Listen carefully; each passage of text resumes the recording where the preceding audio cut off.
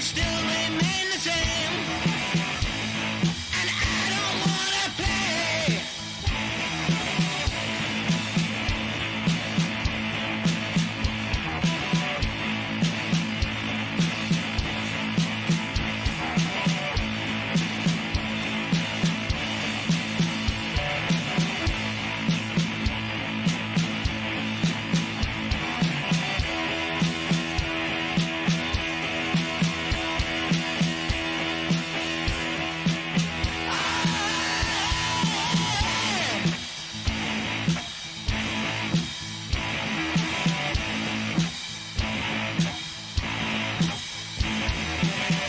So you see that this is not the way to be, and the time has come to choose. If it comes down to a fight between you and me, then you are doomed to lose.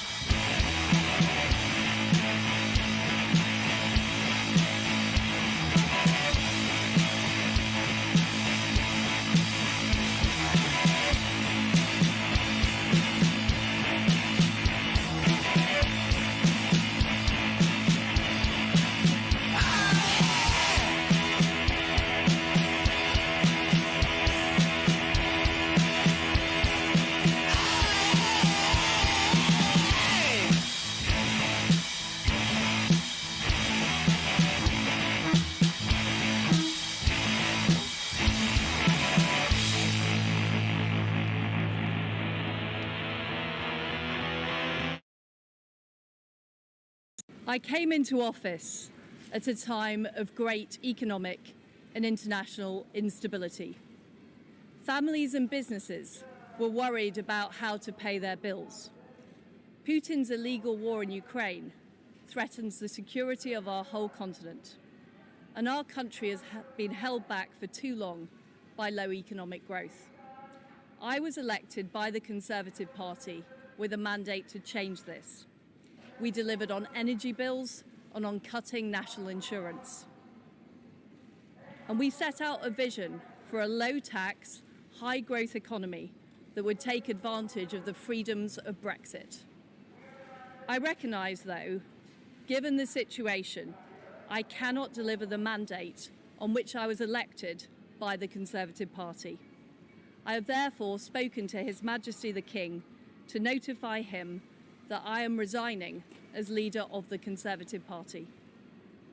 This morning I met the chairman of the 1922 committee, Sir Graham Brady. We've agreed that there will be a leadership election to be completed within the next week. This will ensure that we remain on a path to deliver our fiscal plans and maintain our country's economic stability and national security. I will remain as Prime Minister until a successor has been chosen. Thank you. Hello and welcome to Socialist Think Tank. After the absolute, well, it's been completely bizarre, and the way Liz Truss left there was really bizarre. But I'm going to ask the panelists to come straight in. We're going to do brief introductions, and then we're going to do a little bit of a fuller introduction later on to people. But we are speaking to Kat Cray. Hello, Kat. Hello, nice to be back. It's great to see you back. It's been a little while, so yeah, it's really good to see you. We have Mark Lungley. Hi, I'm Paul. Great to be back again, as always. Yeah, it's always good to have you. And we met in real life as well, which was really nice. Yeah. The only person we haven't met out of the team is Jane. Yeah, we haven't real lifed Jane yet, so we'll have to do that. And Curry, of course. Hi, Curry. How are you doing? I'm alright, thanks, Paul. Thanks for having me. You're always really welcome here, so I'm dead glad you're here. Right, everyone. So we are talking about Liz Truss and the very strange things that have been going on in the Conservative Party. What about that speech, though? That leaving speech? Like, any thoughts, Kat? I mean, she had really strange energy walking out the doors of Downing Street. She almost looked jubilant. And I don't know if that's nervous energy or genuinely relief of just saying I'm out of here. I mean, I think I felt like everyone must have. The second her husband walked out the door with her, we knew what was being said. And she didn't pause for a moment. She went straight into that statement, and it was done, and walked back in. So I couldn't absorb it in the moment other than she's quit, she's resigned. And then everything else, everything that had preceded it in the 24 hours and everything that has happened since, it's every time I've checked the headlines today, it's my day off, something else has changed. So it's like cognitive dissonance today. Everything's slightly jagged and out of time.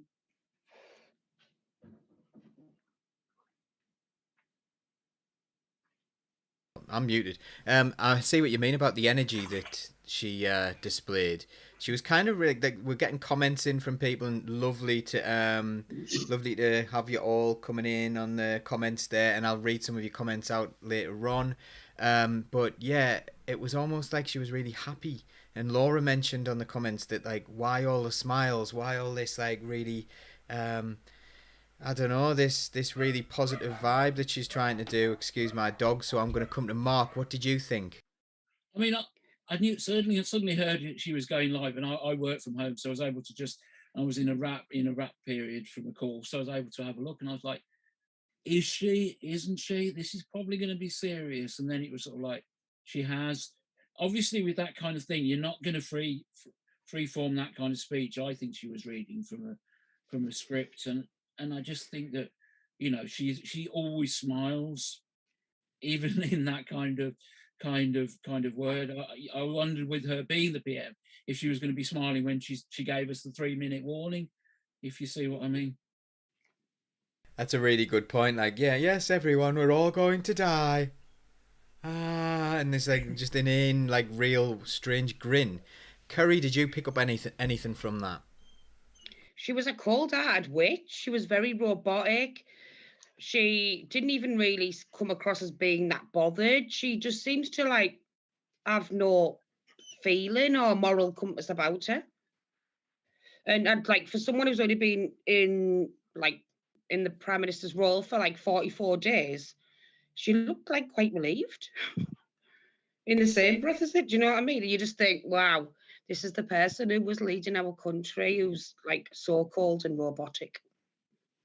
She's definitely a very strange one, but like, one of the things I always think about Liz Truss is she just reminds me of someone who really never had a clue what was going on, and someone suggested, oh, you should go for Prime Minister, and she's gone, I'll do it. Like, I don't know, like, I don't know if that's unfair. I want to talk to the women on the panel, because there's been a mention in our group chat. Kerry, you weren't involved in this at this stage, but we had a little chat earlier on while we were coming up with who was going to come on the show. And a couple of the women in the chat were saying that they thought it could be a touch misogynistic, the way she's being treated. Is that something that we need to be aware of when we're discussing Liz Truss? Because, like, she's a hideous ghoul, as far as I'm concerned. That's nothing to do with her gender. However, are some people using it in a different way? Well, for me personally, I don't think it's about a gender in any way, shape, or form. I don't care who gets a job, male or female. If they're up to the job, they're not. But no, she's obviously not equipped to do the job, and she got voted in, and they found her out. And I just think male Tory MPs can come across quite patronising to a male or female. So I think I don't believe it's the gender, and I just think it's just that she wasn't up to the job. And I don't think it's misogynistic in any way, shape, or form. I mean, I'm not being funny, and maybe I can't use this language, but when she first got elected, I called her Thatcher on steroids. And I think that we all know Maggie Thatcher had iron balls of steel. And I just think, so it's definitely not about gender. She just wasn't up for the job. She's a car crash. Kat, your thoughts? I feel a bit differently, but she is an absolute nightmare. I despise her politics. I despise what she's done in the last 44 days. But I do, misogyny is a real issue in society. Therefore, it is a real issue in anyone under the spotlight, whether I hate them or not.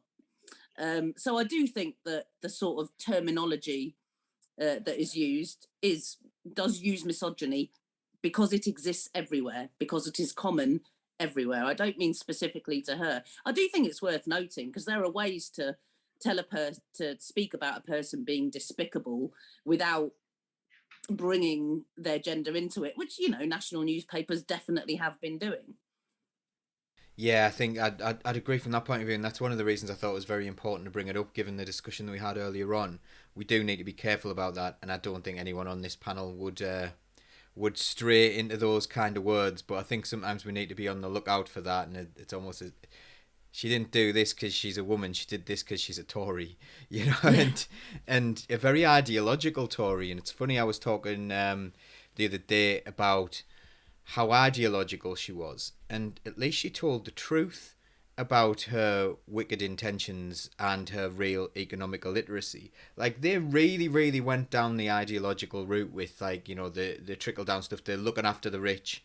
They were honest about what they did, and I think that's been one of her major downfalls, has been her sheer honesty at that, and the brutality of, you're on your own, poor people. We do hate you. We're going to completely look after the rich. And it just exposed the innards of the Tory party and what they really believe, as far as I'm concerned. One of the things that really concerned me was that she kind of started talking, and she says, oh, we inherited this awful situation. And then it was like, well, then you made it a lot worse by doing really stupid things and making sure that the rich people were richer. And then you had this really bad reaction. You made us all poorer. Then you reversed everything. And she's kind of almost boasting about her record in the second half of that. Like, oh, we did this and we did this and we did this. And you're like, you didn't do anything of use whatsoever. You've just made things a hell of a lot worse. You made your own mess even worse. You know, I'm going to bring you in, Mark, there. What do you think? I mean, everybody, when they're going out of something, will want to try and talk about what they've done well. I mean, I think the world has wised up to trickle down economics. Even when it was mentioned, Joe Biden actually said we don't do trickle down economics. Now, America is the home of that kind of extreme terrorist like capitalism.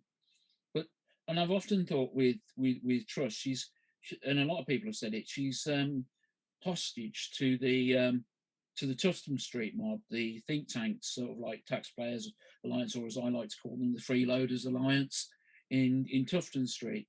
I just think that she was, like a lot of Tories, a pole turtle.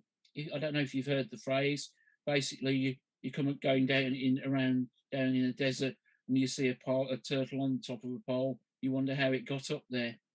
And that does seem like a lot of the Tories nowadays, and they are running off these right-wing think tanks who are just doing things which just to make money, because they know that as soon as an election hits, that's going to be it. And I just don't think that she's got the way to trick people like they had before. Yeah, I'd agree. So what was the timeline then? Because, like, I did weird things like normal humans do, like go to work. And I came back from work yesterday. So, like my personal situation was, you know, I went to work yesterday and came in, and then things were happening. Something was happening, maybe with Suella Braverman, but I didn't really see, because I went to see Book of Mormon last night, which is absolutely brilliant. And there were, like, Mormons outside trying to give out the leaflets, which I thought was brilliant, because, you know, the humor, they're taking something in good humor and trying to use it as a recruitment tool, which is absolutely brilliant, rather than having that nasty backlash that maybe, you know, some people might think if they hadn't seen the show that it was really against Mormons. It's clearly not, but, you know, I thought they took that in good faith, good humor. But anyway, I came out, and then someone was talking in a WhatsApp group about, like, maybe punches being thrown in the lobbies, and Suella Braverman had been sacked, maybe a bit treason-y, like, kind of things. And I don't really know what's going on. So can any of you update me on what happened to lead up to just the last 24 hours of Truss leaving? Because, to be honest, I watched PMQs yesterday, and I was surprised at how well she did, and I'm surprised at how comparatively, like, considering how badly she did, She seemed quite confident. She performed well, and Starmer failed entirely to hold her to account. Like, his questions were awful, and just let her off the hook entirely. And I was like, she's gonna survive this. And then it seemed to be like the Suella Braverman thing that changed, but maybe I'm wrong. So, Kerry, you'll have been paying close attention. As always. Didn't Suella send an email off a private email address, and instead of just automatically being sacked because she broke ministerial code, she got the opportunity to resign. So she resigned and then put the knives in the back of Liz Truss. And then about the thing in when they were voting last night, they were making it out as though it was a confidence vote. Then it wasn't a confidence vote. And apparently Jacob Rees-Mogg was involved. People were manhandled about not agreeing with it. And it was just a bit of a shit show, to be fair. And they were just showing the true colours. Yeah, but I'm glad Cruella is gone. Because she was just despicable from what I've read and seen about her. She was vile. But yeah, it was just a bit of a, I don't know, I just think, is it just, I don't know whether they've selected Liz Truss just to prop them up for a bit for a big car crash. So then Rishi Sunak can come and act like a knight in shining armour and save the day. I think that's what I do believe that. Kat? Yeah, I mean, I'm with you to a point. I think that this is spectacle. What it is spectacle. I literally sat down with my other half and ate nachos watching her resign on TV. I enjoyed myself, but it is spectacle, and I do think there is some tactics involved in this. I don't necessarily think it'll be Rishi, but I do think there is some tactics in this in which all of the chaos is put on her. She gets removed. A steady pair of hands, who's a bit more media savvy, a bit more eloquent, gets put in, because they don't have to please us. I mean, the thing that struck me when Kwasi Kwarteng resigned and when Liz Truss resigned was, I was watching on BBC for one and I think on Sky for another, the value of the pound was being broadcast live. Not how full people's food cupboards are or how much their bills are going up or down, the value of the pound, sterling versus dollars. And that's what it's about, folks. It's not about us. It's not about how much our weekly food shop is. And Paul, much like yourself, I was on a late shift yesterday, 2 till 10. I watched most of my news from looking at some WhatsApp messages and having a quick browse through Twitter. And I imagine there's many people who experience the last 24 hours in that way too. And seeing that circus that is Parliament, grown human beings being pulled around, shouting and arguing. And, it's not wrong for us to think our parliamentary system is ridiculous and doesn't represent us either. It is ridiculous, but I do think this is spectacle and some of it is tactical. Yeah, that's really interesting. I kind of lean towards arrogance on this. I actually think they're arrogant enough to think these people are great. I think they convince themselves that. I've seen this far too often in my job where you get someone who is terrible at their job, but then they start talking about how brilliant they are at their job, and then all of a sudden everyone's talking about how brilliant they are at their job. And yeah, we should put them in charge, and then some weird things happen, and they're like, what's wrong with everyone else? Everyone else is causing this problem. They're always blaming everyone else. So I think there's I don't know, there's probably some kind of truth in between everything that we're saying here, but I do think there's an element of arrogance, and I also think the talented people from their class end up doing something that earns them a fortune. And I often think this, so like Boris Johnson, really, really untalented, and we're going to talk about Boris a little bit later on, so don't get too excited about Boris, but he's a really untalented person. I think he blabbers on in fake Latin that apparently isn't even that good. I don't know, I don't speak Latin, but and people seem to like it. But if he had really been talented with the background that he had and the opportunities that he had, he'd be earning billions on as a hedge fund manager or investing or something like that. And instead, he's going round and he's someone else's lackey in Parliament, and he thinks he's really powerful. And I think that's what happens to these Eton, the Eton rejects end up controlling the country. Are you referring to him now or before? Always. Because he's earning more now for giving speeches than he was when he was a Prime Minister. For one speech, he earns more now.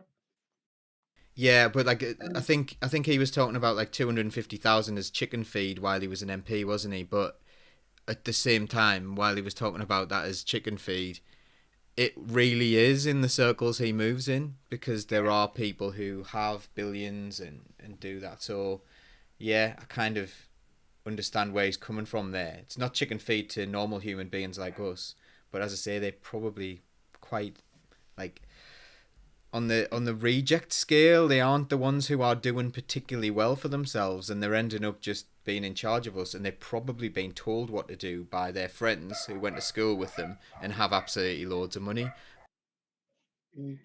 Yeah, I mean, it is something that is a problem with this country, that a lot of people end up in Parliament because they're nothing else they can do. I mean, I was not quite related, but I heard something from Gary Stevenson about the media and how people who are good at finance don't ever end up in the media, and how the predictions that they make in the media about what's going to happen in finance is often wrong. It's like, also as well, you've got to think that there's a lot of protection in Parliament, if you see what I mean. People are trying to protect their little fiefdom, so they're going to get people who they think they can either control or will not or will not cause them a problem. Like, you would have been a great MP, Paul. I'm going to say it. I know it's wrong. I know we're leaving it to one side, but said you would have been a very good MP, and it's Sedgefield's loss, in my opinion. And I'm going to say that and leave that there. But people have been scared of you being in there because you bang heads together and what have you, and some people wouldn't have liked that. No. Yeah, thank you. That's really nice. I'm going to bring in some comments now, because there's been absolutely loads of comments. So thank you for bringing those in. And I always love the fact that they're up there on the screen. People can see them, and they're like, even cross platforms. People are talking to each other on YouTube and Facebook and stuff. So it's really, really good.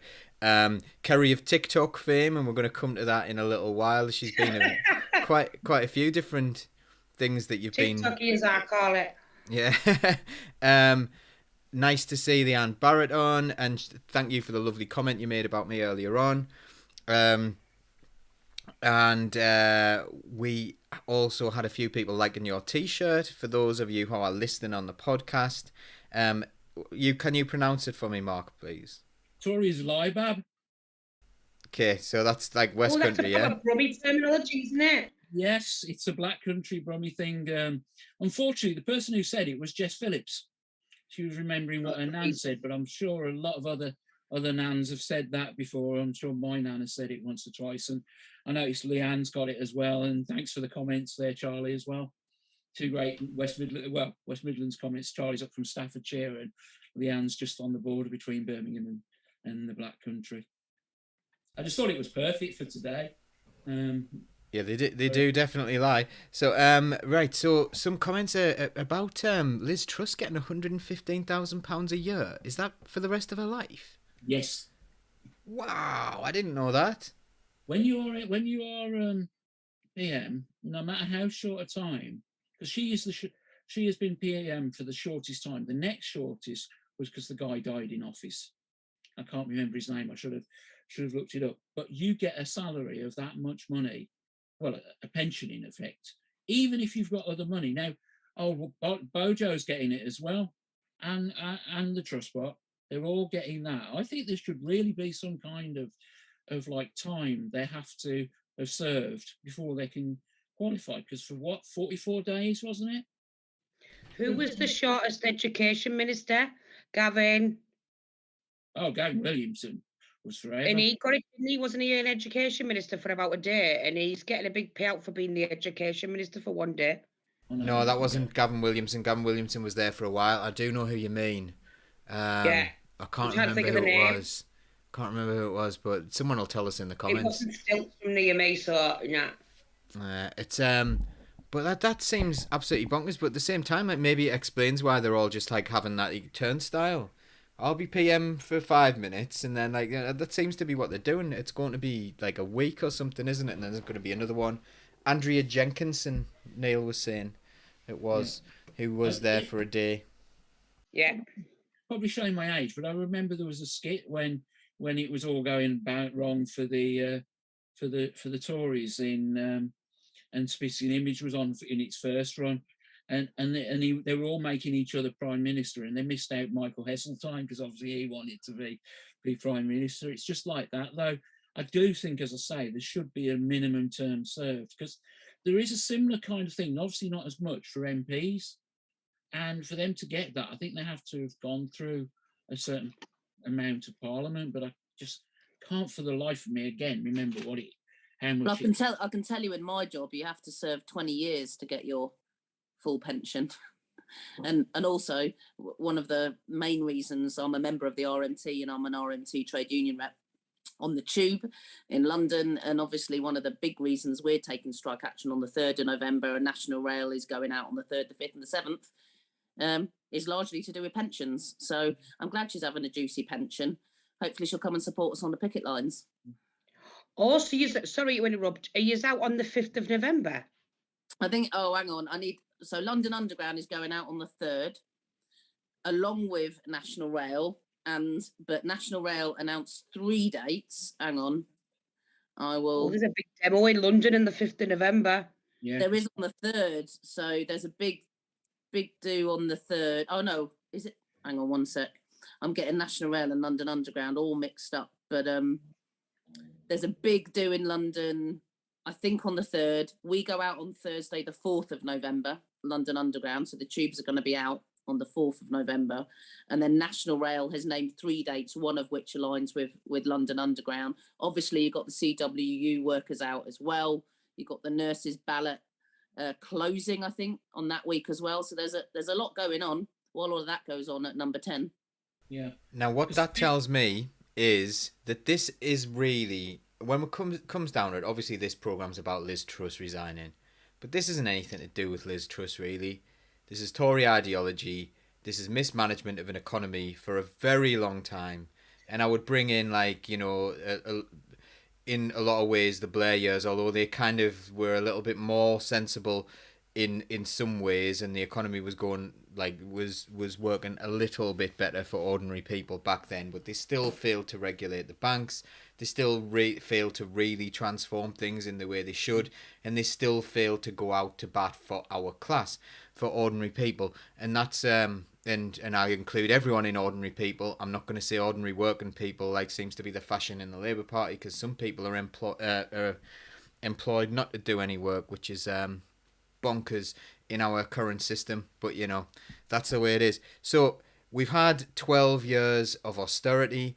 They've come out this week and said they're going to do some more austerity to fix that, even though austerity is actually to blame for a lot of the problems that we have economically as well. And Liz Truss was talking about this low growth economy. That was because of austerity, you know, like, and I don't know if she ever recognised that. I'd be interested to know whether she did or she didn't. But I'm going to now show you a clip of you, Kerry.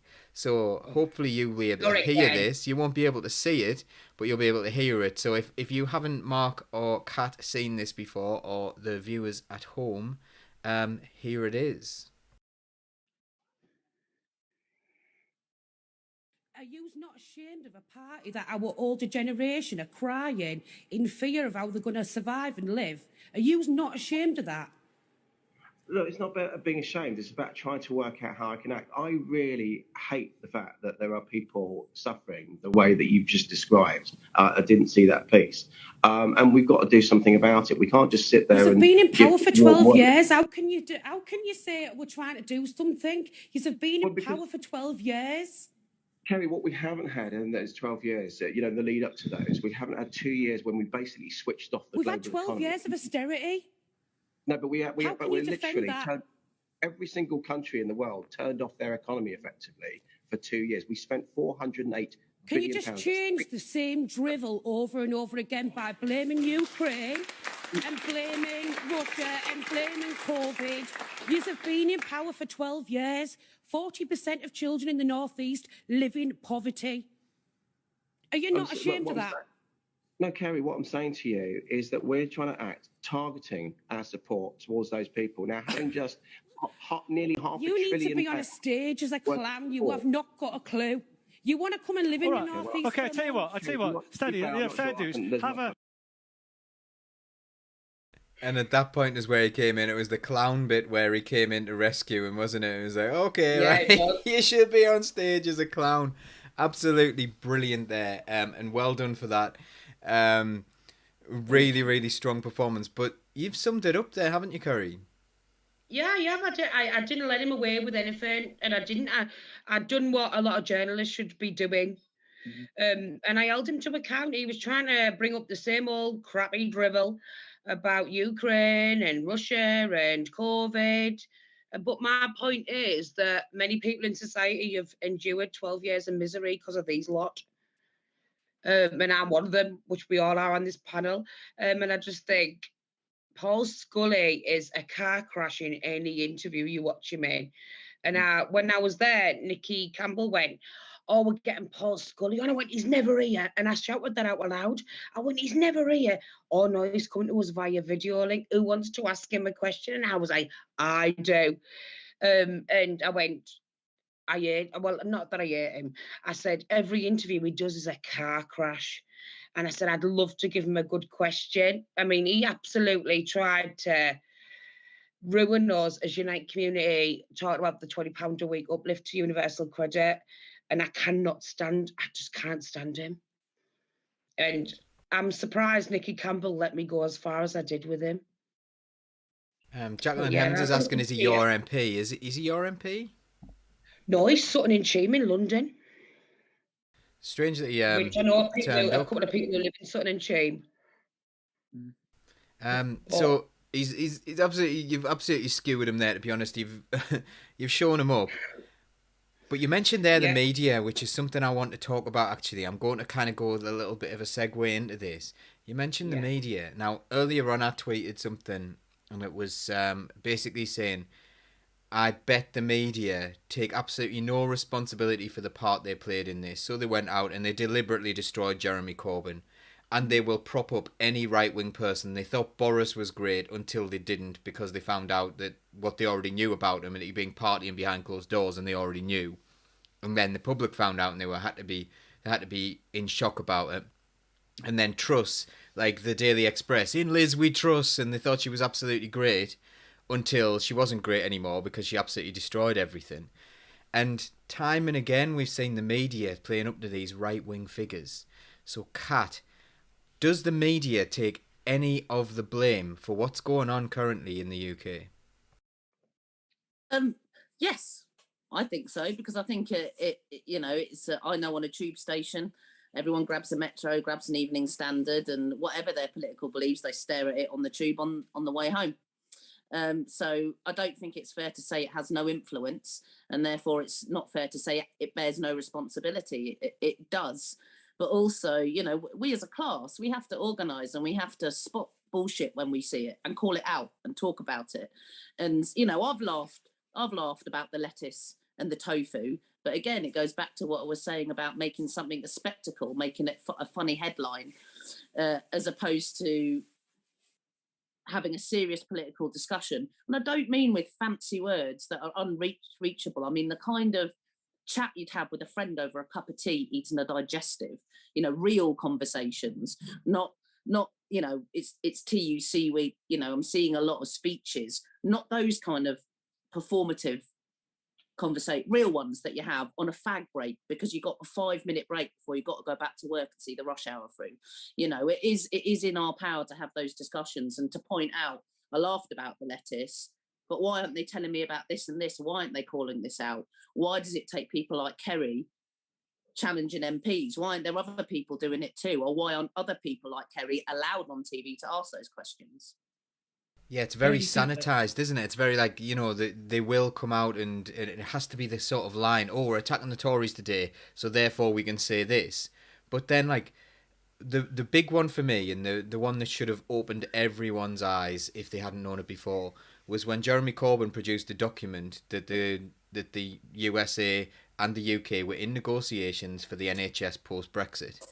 And they produced the document, and the newspaper headlines were about Jeremy Corbyn colluding with Russia in order to get the report. There were no denials that the report was true.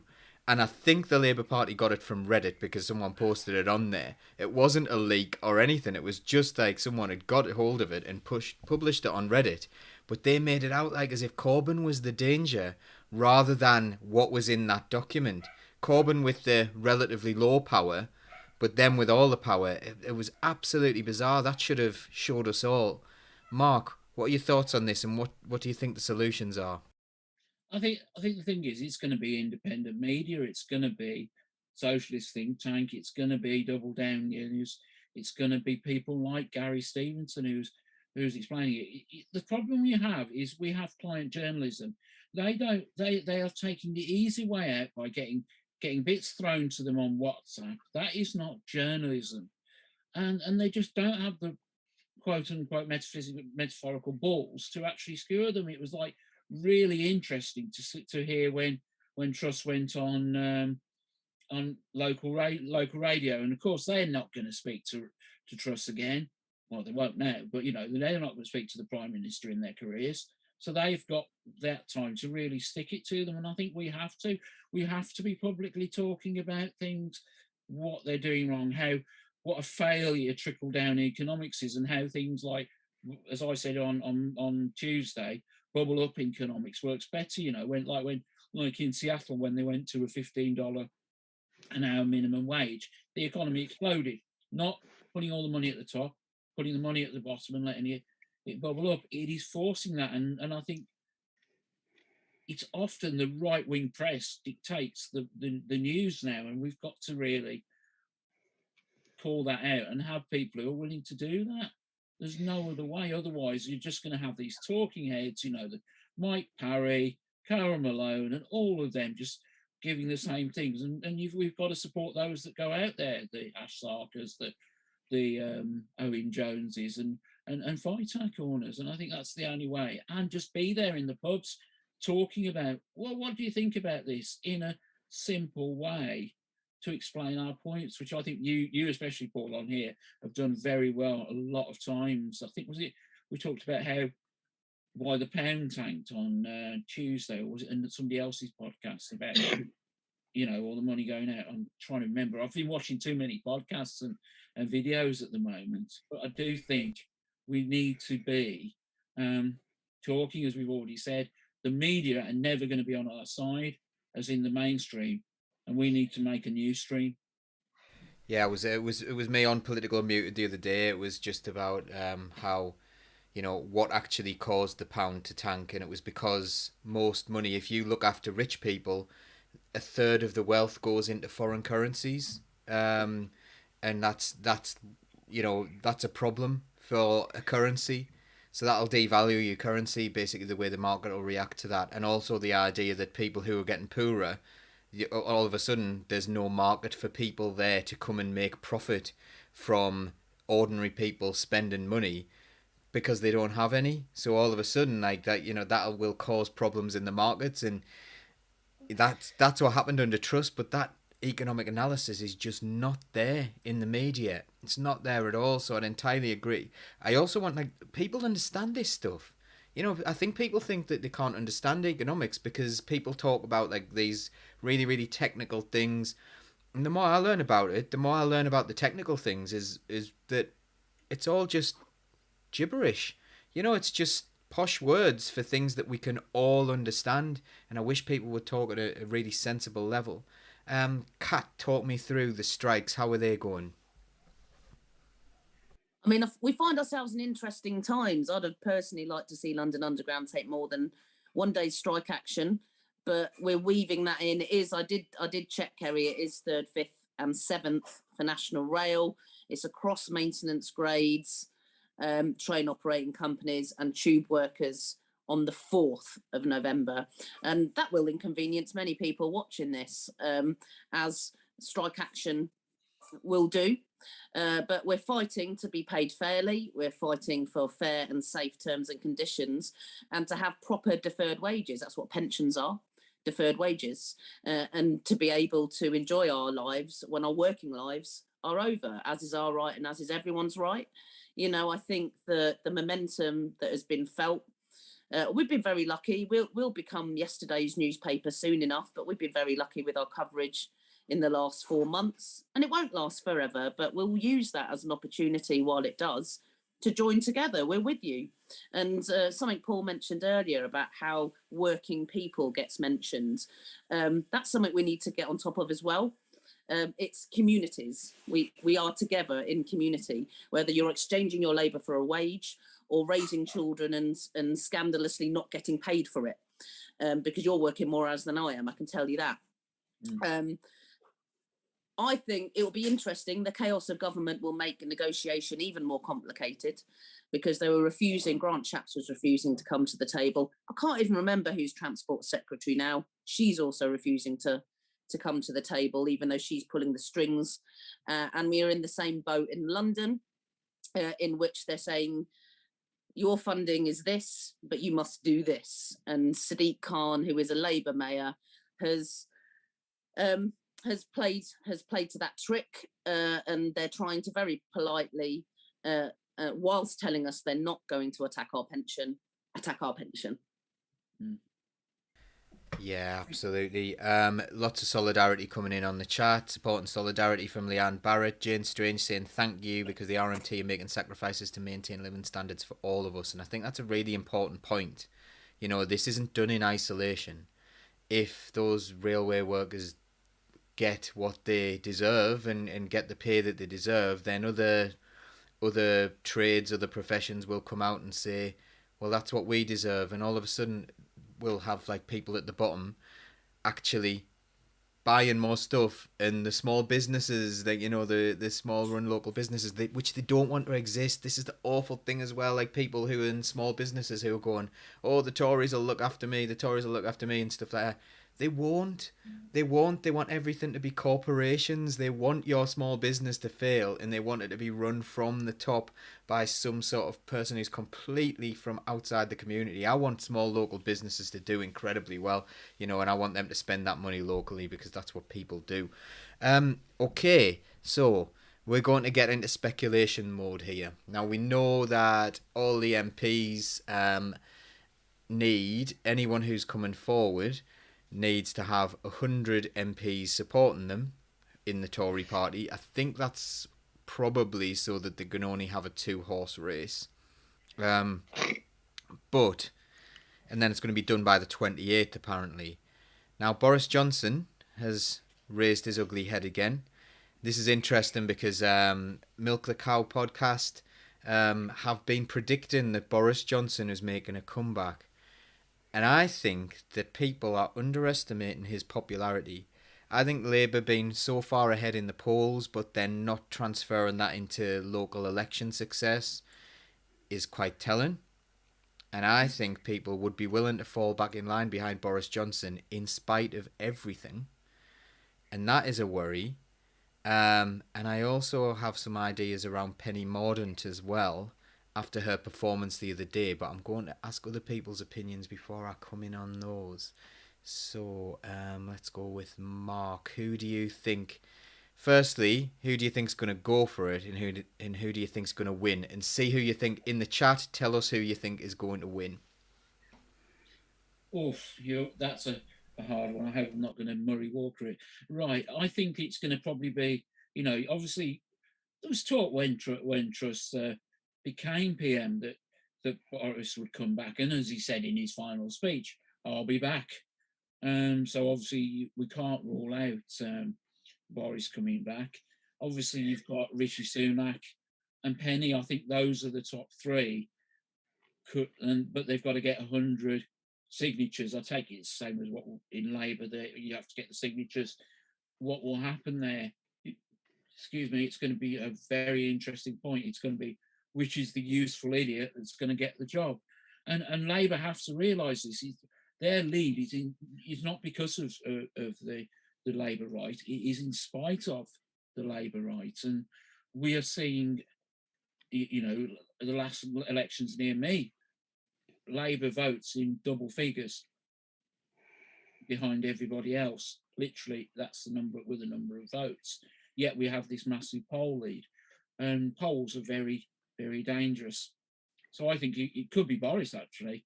Then Starmer will have to watch out. Are they going to have to look for the next Labour useful idiot? Kerry, what do you think? After being at that debate yesterday, which a lot of it wasn't camered and people couldn't see, when I spoke, I referred to one lady I'd seen the night before and one lady who was in actually that room about the older generation crying, and she voted for Boris. The lady in the room voted for Boris and she wanted Boris back. And there was other people who was an NHS nurse, an older nurse, who wanted Boris back because Boris did what he promised to do. And I was, as you can imagine me, I was sat with my head in my hands, and I wanted to get up and physically shake them. And Boris had a lot of support in that room yesterday, and that's in Sunderland. So nationally, what's it going to be like if he comes and he gets back in and he spills his rhetoric and his clown persona? He'll get back in, and I do genuinely believe that. Yeah, that's the fear, isn't it? Because he hasn't lost popularity in the way that people think. He lost Westminster popularity, but there's still a lot of people who are supportive of him. The lady who was crying, right, about the cost of living, which I referred to in the clip, said about Boris, and then she went, "Oh, come on, we all had a party during the COVID lockdowns." And many people shouted at her, "No, we did not." And she was like, "It was just a bit of a party." And you can imagine me, and I had to bite my tongue because my tongue was like a crumpet at this point. So when you're getting people crying about the cost of living, just having to carry a little heat around a room, but once Boris back, you voted for it, you deal with it, love. Ruth Davison said there is a theory doing the rounds that Boris Johnson's team planned the whole thing, deliberately supported Truss, knowing she'd flop and could sweep back in again. Now, if that were true, I think that's probably a bit of a theory rather than anything factual, because they'd have to be really, really. That's a big risky strategy, but I don't know. I didn't say earlier Liz Truss was set up. It doesn't. I do think that she was set up to have a really bad time because they knew things were going to get worse anyway. But for whose purposes, I'm not quite sure. Their own self-serving agendas. Yeah. That's what you can guarantee, isn't it? Kat, what do you think? I mean, I think that the really odd cult of personality around Boris, I mean, it's not odd because so many people feel that way. I find it odd, personally. Is threatening. I think it'll be between Bojo and Mordaunt. I think that they would both beat Starmer in a general election. That's just my personal point of view. I am, as many of you, but not all of you know, nothing to do with the Labour Party. I'm not a member. I'm not interested in being a member. I'm glad my union's not affiliated. But that said, the lesser of two evils, I accept that. But on a very base level, I almost find myself completely dislocated from the process and wanting to focus on organising in my community and organising in my union and getting shit done that way. So, why do you firstly think Boris would beat Starmer? I genuinely think, I mean, Starmer is, slipping right again. And actually, Boris is a safer pair of middle of the road hands. I just did quote marks for people on the podcast. Genuinely, the point that I was making before about the value of the pound with her resigning, as if all of the problems go away with one person resigning. Looking at the value of the pound and not looking at quality of lives, their agenda, they're not interested in us lot. They're not interested in pleasing us or keeping us happy. They need to get 100 MPs to support them, and then they need to get less what is it, 80,000 Conservative Party members to vote for them in an online ballot, which as a trade unionist I'm not allowed to do in a ballot. They don't have to please us. So they're not performing for us. But I do think we experience some of it as spectacle because we dislocate ourselves from our own agency. We forget we can make a difference. And I don't mean by one day being Prime Minister. I mean by taking strike action, fighting and working in our communities and not taking this line down. I think it's like the X factorization of politics, isn't it? It's like, you know, it's a popularity contest or a, you know, adapting. And we often see in those things that it's often someone who's doing really weird stuff and really saying quite controversial stuff that'll become popular. So I guess that's what they mean by populism. I'm interested in what you've got to say about Mordaunt, and then I'm going to come to the rest of the panel as well, Kat. But we had a little discussion about Mordaunt, didn't we, earlier on? Yeah, right. She's glossy. She's eloquent. I do genuinely think, going back to what we talked about, misogyny, she's, in the eyes of certain people, a little bit good looking. She's media savvy. You know, we all probably hark back to those mid-90s Tony Blair hand gestures and gleaming white smile, and that Starmer reiterates a version of. So her physicality, her media presence, her confidence, because I genuinely, the memes I saw on Twitter, TikTok, wherever, of Liz Truss was her lack of confidence and lack of eloquence. So I do genuinely think a person who is proficient with the media, has had good media training, prepares well, comes across well in front of a TV camera. Penny Mordaunt, you know, holds attention. She was commanding attention in Parliament. I think she's a vile human being, but she was commanding attention. That's why I think that she is genuinely a valid threat. And I think she would wipe the floor with Starmer. I think, yeah, that I worry that you're correct. And it's funny as well because Starmer, sort of when he came in, he was supposed to be good looking because they had like her who wrote, what was it, Bridget Jones's Diary, pretending that he was the Mr. Darcy character. And they've said he was who was based on. It turned out to have been a lie. And ever since then, since he's got in, he's gone through that, like, the dark side degradation. Any Star Wars fans out there, you know how when they go evil in Star Wars, they start to look like the Emperor. He's starting to do that, isn't he? But anyway, so that seems to play a part in some people's election promises and you know why people support one another. In my view, I watched her the other day speaking in Parliament to Keir Starmer when he should have been on really, really safe ground. And she went at him for excluding left-wing people from the Labour Party. And she went from actually, she didn't mention that. They've mentioned it a couple of times on the radio, but she did mention his 10 pledges. And they said, how can the country trust you? And do you know what? It cut through. It really cut through. Yeah. The conversation was coming through there. And I think the way she performed that day against Starmer, he looked utterly, utterly lost.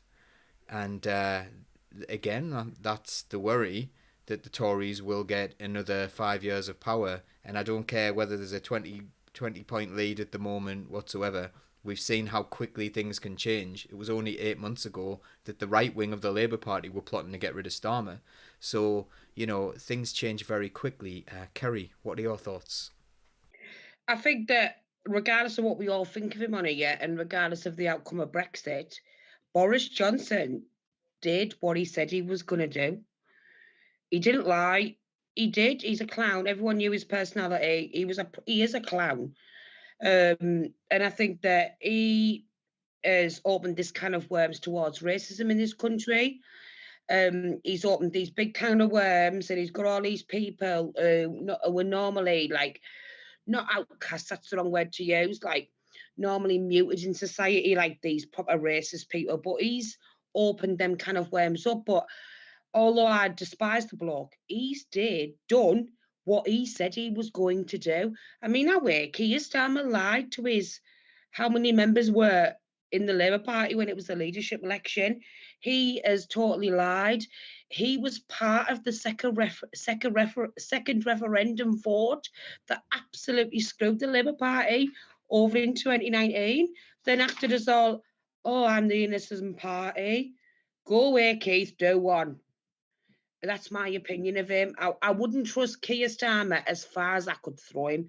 I would not, because he is a bit of a tinge blue for me. I wouldn't trust him as far as I could throw him. But where Boris delivers, he does what he's... Boris is what it says on the tin, a clown. Yeah, I would disagree with the fact that he is definitely a liar, but he's an admitted liar. He kind of doesn't believe in the truth, Boris Johnson, so therefore he can't lie, and that's him. And people will know that he will just spout any old nonsense and believe it in the way that he can believe anything, because he believes that there is no such thing as objective truth. That's where Boris Johnson is. Person, isn't it? He's been like that even when he was the London mayor. He is like that as a general person. He's not saying something for the cameras to get the vote where Keir Starmer did. If there's anyone we've missed, stick them in the chat. Say if there's anyone else. I know like Sunak was briefly mentioned, but we've hardly gone there. I think he's just found out he did lose, and I personally don't think Sunak will come back and try again after losing the way he did. I think he's probably given up the too much money already. Yeah, I think it's too much hassle for him. But Jan's mentioned Jeremy Hunt and wonders what he said no. He's already ruled himself out. He said no already. Yeah. All right. So but Mordaunt showed empathy the other day in Parliament when she was stood there for Liz Truss. She, on her face, you could just actually physically see the embarrassment. She was like this, like, I'm so really sorry. And you could see that she was literally like so embarrassed. But I don't know, I just think, personally, I'd love a general election, but personally, I'm just really torn from, especially where I'm from. It's going to be hard for a lot of people. Like, there's been quite a few people on my page and stuff just saying I can't vote Labour given what they've done, and I think there will be a lot of that, but we'll see how many of those people there are, I suppose. I don't think there's any coming through. There's a lot of people talking about like Keir Starmer being a sir and things like that, and of Milk a Cow podcast. It's lovely seeing working class people who clearly know what they're talking about, given the time on air to tell the truth. I think that's what we're all about, and obviously at Milk the Cow, that's what they're about as well. Absolutely brilliant. Right, I'm going to finish off just by asking everyone, is there any hope that things will get better? Given that, I'm going to come to Mark first, but like, given Truss is gone, is there any hope that things will get better? In the short term, no. We're going to have a Tory government for the next however long they can last.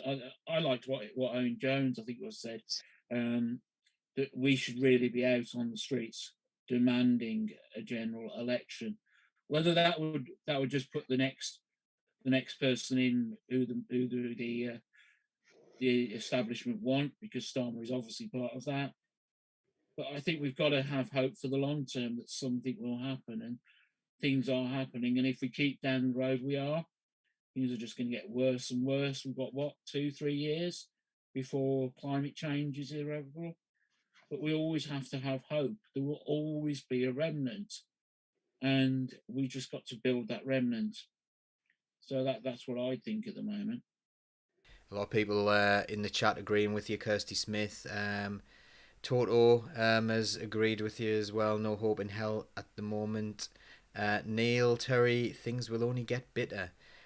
Kat, what do you think? Love that. Put our faith purely, all of our eggs in the basket of the parliamentary system and get on with it ourselves. Something that would make all politicians listen is coordinated national strike action. Yes. We need to stop asking the TUC to call a general strike. We who are trade unionists just need to do it and get on with it. It's a nightmare. Let's say there was a general election. I don't think Labour would get in. Let's say if they did get in, they would be the party they are now that don't represent my values, and I don't believe that they represent the working class. I used quote marks again because the working class implies it's only people that go out and do a job that are the working class, and that's not what I mean. There is hope if we get on with it. It's up to us. It's not up to them. It is up to us. So we do have to keep on coordinating, supporting each other, loving each other, talking, learning how to disagree over a pint and over a cup of tea, showing solidarity on each other's picket lines and being there for each other. That's what makes a difference, not what dickhead is in Parliament. Love it. Kerry. I totally get it, right? I'm a proper trade unionist. I'm the national chair of Unite Community. But I totally agree with that the trade unions can achieve a lot, but we can't achieve nothing if we haven't got a voice in Parliament. I genuinely believe that, and I do genuinely believe that. We can have strikes, we can do whatever, which I completely and utterly agree with. But us having a strike for a pay rise, what is that going to achieve nationally for people nationally? Yeah, within the workforce, yeah, blah, blah, blah. But for the likes of me, an unpaid carer, what is that going to achieve for me? And I just think that I don't believe I could actually vote for Labour, and I think it's going to go to local constituencies over this one, because Jacob Young, my MP currently, will be gone in the next general election. He will be gone. But with me, I'm one of these people who wouldn't waste my vote. I'd ruin my ballot. I wouldn't wait, but even me now, I would struggle to massively vote for Labour. But I think that all these strikes are really good, and I am well supportive of the strikers. But for the likes of me, what is a strike and a pay rise and all that for workers going to achieve for me personally? Nothing. And I support the pickets. I've been on the pickets all day today, but it's not going to achieve anything for me personally. Can I respond just briefly to that, Paul? Listen, you're absolutely right to raise that. And again, I think some of the rhetoric and the way trade unions speak, including my own, is exclusive. It excludes people. If I make more broader a point, is when people rise up and we agitate by saying, this is how we want to be treated, this is what I need, and bread and roses, right? Not just to pay my bills, but to have a good quality of life, to rest, to be healthy. By resisting, we are showing that we are not silent, and we will not be silenced. That is that kind of rising up that I mean. But you're right, it's absolutely important that it doesn't exclude people who don't come under that banner. And we have failed. We have failed in that as well. My trade union haven't. Unite the Union haven't. We've got a massively unique sector. I'm a fan of Unite Community. I really am. So I want to acknowledge, I agree to a point, but my broader point is that the louder we are, and the more, we agitate, we make noise, we don't go away. Yeah. That does matter. It was Unite Community who got the extension of the universal credit uplift for 6 months, because we went out and we done whatever. But I think that if we're not going to achieve anything, even though I do hate Keith. I had to write Jonathan Reynolds about Keith yesterday, so I can't say, I shouldn't call him Keith, sorry. Keir Starmer. And I called him Keith to Jonathan Reynolds yesterday. I'm sure that went down like lead balloon. Yeah. So I am only going to make this comment on this one, and then we're going to say bye-bye. That was an absolutely brilliant way to finish, by the way. Such good points and such strong points. I absolutely agree that the people should be just... We need to stop asking. We need to stop asking for permission from the upper classes. Yeah, exactly. And I think that's where we're all definitely on the same page. So let's start doing that, and we're going to start building something really, really special. I feel it in my bones. But Stephen Gillen said, the Tories will hang on to power as long as possible. We need radical unification of the left to give the answers to the long-term questions that this country needs, and most importantly, take away the fascist fear that the establishment has created to keep their own existence. And I entirely agree with that. What I would say there is, if you're talking about the left, if the left is excluded from the Labour Party, which in large parts it is, and you can't be part of the Labour Party if you are on the left increasingly, the Labour Party has become a centre-right party.